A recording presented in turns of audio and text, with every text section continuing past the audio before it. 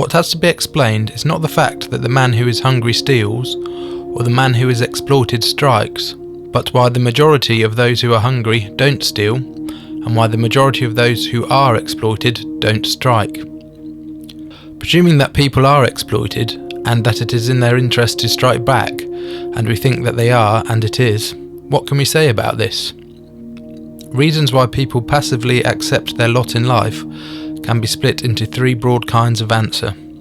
Firstly, incentives and disincentives. People are promised rewards for complying and threatened with punishment for not. The hungry do not steal for fear of the consequences of getting caught.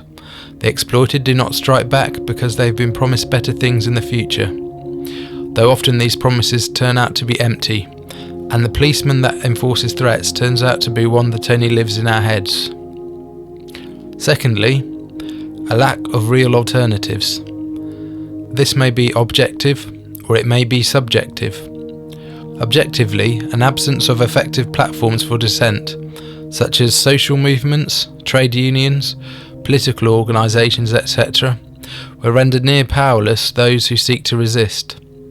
Subjectively, people may simply be unaware that there are alternatives outside of the way things are at present.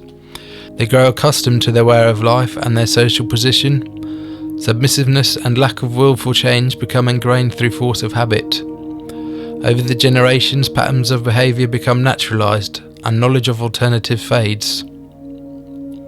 Thirdly, and most controversially, many people are simply mistaken or misled about where their true interest lies.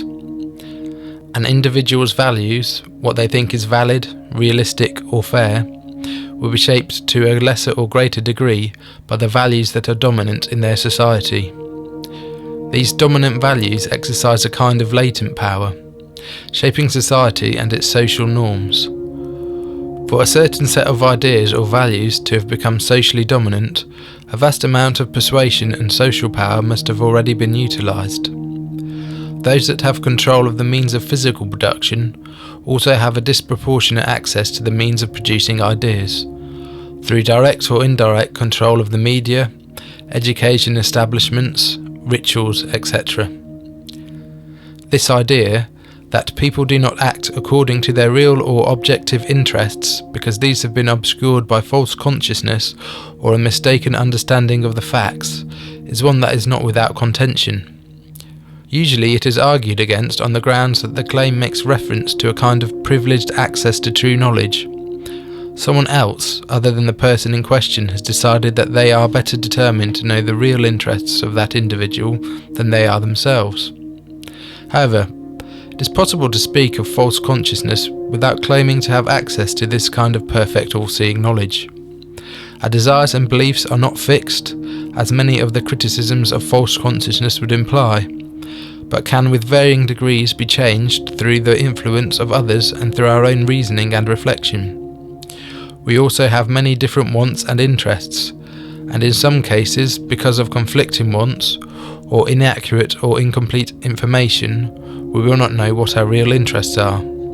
So just as we can be mistaken and misled about anything else, we can be mistaken in the underlying beliefs that form our desires. So ultimately, we can be misled or mistaken about where our real interests lie. It is possible to attempt to separate out ignorance of facts about the social world from theoretical disagreements about how to explain it, and this can be done without making arrogant claims about the possession of ultimate truth. Claims about real interests are dependent on the truth of the assumptions behind them.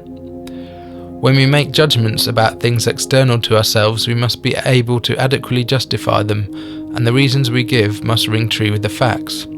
The same goes for judgments we make about ourselves and our values. To be able to judge well, to be less fallible in our judgments, we need to have an adequate understanding of society, an understanding of what alternatives could be possible, and be able to judge if the risks or costs of transitioning to these alternatives are worthwhile.